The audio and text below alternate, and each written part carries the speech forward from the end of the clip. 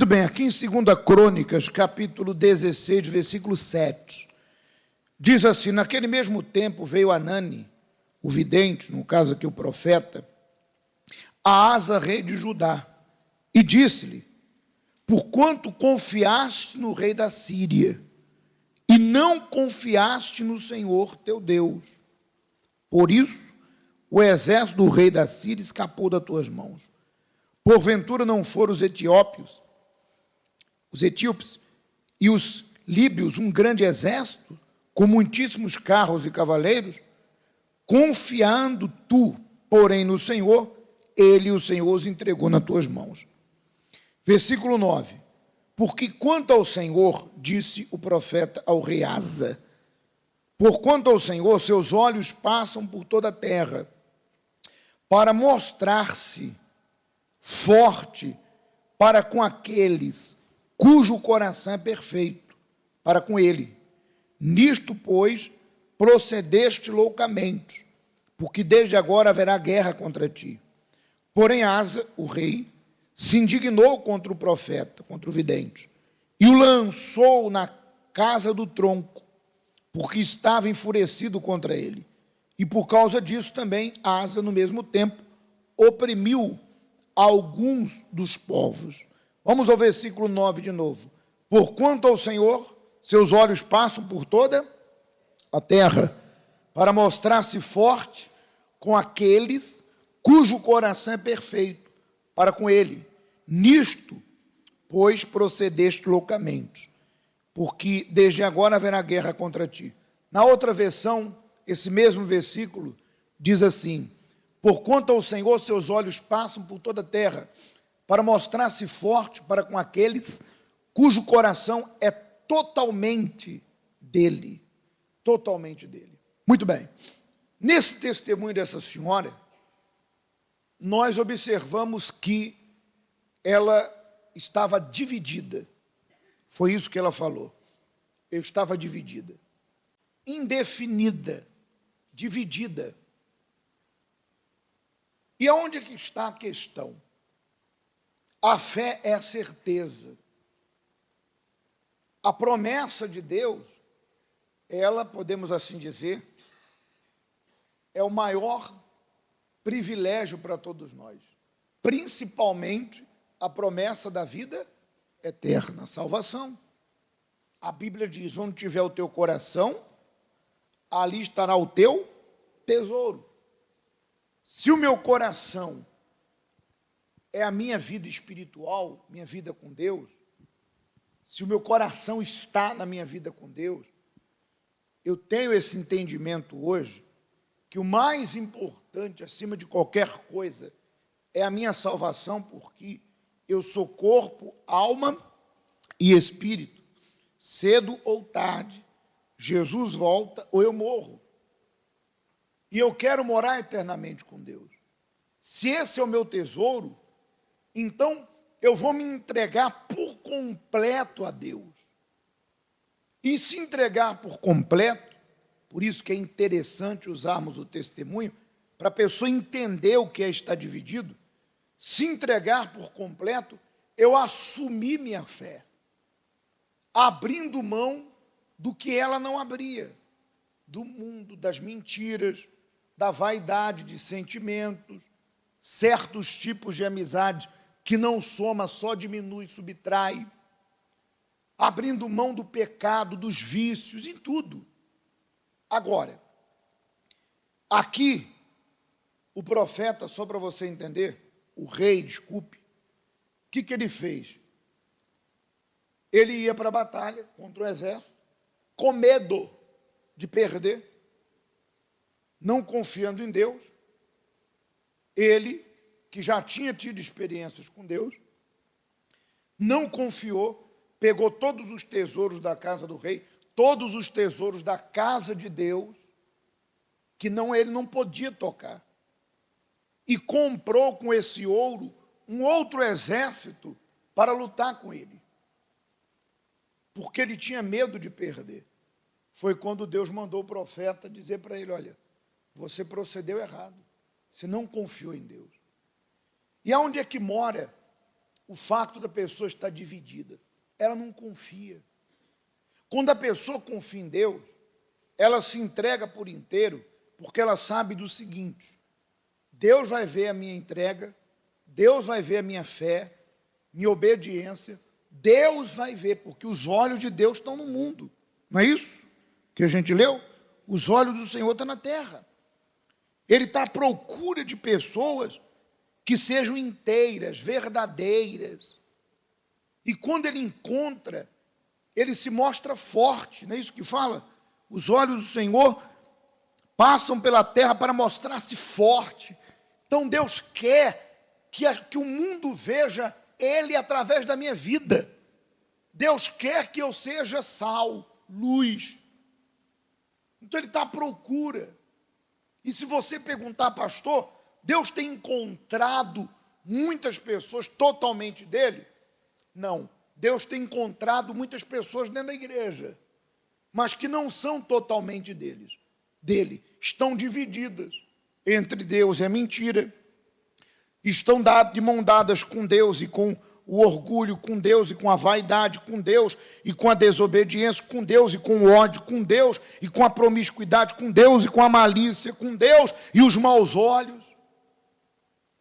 E quando vem uma proposta como essa, dos 21 dias do jejum de Daniel, aonde Deus nos chama ao arrependimento, quem está dividido, quem não se entregou, fica indiferente.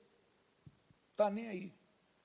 Quando você vê uma pessoa indiferente, que não põe força naquilo pelo qual está sendo proposto, é porque ela não crê naquilo. Ou ela não quer viver aquilo. Era o que acontecia com essa senhora do testemunho. Veio a proposta, ela não é para mim. E é para quem então? Deus está lhe dando a chance. Veja que interessante. Você que está aqui hoje, seja quem for, não sei. Já parou para observar que todas as vezes que você vem à igreja, o Espírito Santo usa o pastor para falar com você que você precisa tomar uma decisão na sua vida? E você está dividido? Já parou para pensar que você está jogando fora a oportunidade de ser o templo do Espírito Santo e de ter sua salvação? Porque se você morrer dividido, você não vai entrar no reino de Deus? Só para refrescar a nossa memória, lá em Mateus diz assim, ó, em Tiago, mas continue aí, eu vou voltar aí. Lá em Tiago 3 diz, acaso pode sair de uma fonte água doce e amarga? Pode. Meus irmãos, pode uma figueira produzir azeitona? Figueira produz o quê? Da mesma forma, uma fonte de água salgada não pode produzir água doce. Não podemos servir a Deus e ao diabo. Não tem como estar dividido. Continuando, lá em 1 Coríntios 6 diz assim, não podeis beber o cálice do Senhor e o cálice dos demônios. Não podeis ser participante da mesa do Senhor e da mesa dos demônios. Então, às vezes, a pessoa está ali, na igreja, na mesa de Deus. Aliás, no próximo domingo teremos a Santa Ceia. Então, aqui ela participa da mesa de Deus, das coisas de Jesus. Quando sai porta fora, ela vai sentar na mesa com o mal, para participar da mesa dos demônios, daquilo que não agrada a Deus. Está dividida. E Deus tem falado com essa pessoa. Qual foi a reação de Asa? Versículo 10. Porém, Asa se indignou contra o vidente, o profeta, e lançou-o na casa do tronco, porque estava enfurecido contra ele. Por causa disso também Asa, no mesmo tempo, oprimiu alguns do povo. Qual foi a reação dele? Foi humildade ou orgulho? Orgulho. Ele sabia que ele estava errado, que ele havia deixado de confiar em Deus, ainda por cima, usou os utensílios da casa de Deus, indignamente. Ele sabia. mas ele não aceitou. Ele pensou o seguinte: isso aí é pessoal. Tem pessoas na igreja que pensam mesmo, sabia? Às vezes a pessoa, ela pensa, o pastor está dando direta para mim. Alguém falou alguma coisa para o pastor. Por isso que raramente eu atendo antes da reunião. Eu sempre atendo, sempre. A hora que a pessoa quiser, o dia que quiser. Inclusive, todas as reuniões que eu termino, eu fico aonde? No altar, salve quando tem uma reunião muito próxima, que é uma vez ou outra, não tem como eu estar ali no altar, porque vai começar o próximo culto. Mas termina a reunião, eu fico aqui. Quem quer falar? Ou se alguém chega antes e pede, a gente atende. Mas por que eu não costumo atender antes? Porque muitas vezes nós atendemos a pessoa antes da reunião e Deus já colocou dentro de nós a palavra. E na hora que nós vamos pregar o que já estava proposto por Deus, é justamente aquilo que a pessoa está passando. E ela veio falar comigo antes da reunião e eu começo o culto pregando aquilo ali e ela lá, o pastor está dando letra para mim, ó. O pastor está dando indireta para mim. Eu lembro de um senhor que eu atendi antes do culto, e ele veio falar sobre os maus olhos. Ele tinha maus olhos, um monte de coisa na igreja. E olha, naquele dia, a palavra era justamente sobre os maus olhos. E então, na reunião pregando, ele olhava assim, sabe quando olhava, o pastor está falando comigo. Não era o pastor, era Deus. Só que calhou dele me procurar antes e falar o que Deus já estava falando o dia todo. Era o quarto culto do dia. Então, de repente, a pessoa pensa, é pessoal. Não, senhora. Senhor, você mudando, vai mudar o que na minha vida? Nada. Ah, mas o senhor vai ter o galardão. Mas Jesus veio para me dar salvação. O galardão é a cereja do bolo. O que adianta? Se sua vida muda, não vai mudar nada na minha. O mais importante eu já tenho. Eu tenho consciência que eu não vou salvar o mundo. Eu vou ser um instrumento para salvar aqueles que querem ajuda. Mas não leve para o lado pessoal. Sua vida mudando, a minha não vai mudar. E sua vida piorando, a minha não vai piorar.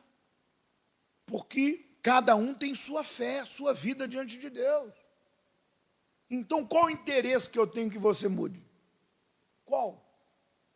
Então, pense. Quando Deus fala, exorta, adverte, Ele está te dando uma chance de você voltar atrás e se converter, tomar outro caminho e fazer a coisa certa. Mas esse rei não quis. Ah, é? Você está dizendo para mim que eu errei? Tá bom, amarra ele no tronco aí. Tem gente que é assim, pastor quer mandar em mim? Agora que eu vou fazer mesmo. Agora que eu não vou mesmo na igreja. Tá bom. A vida é sua.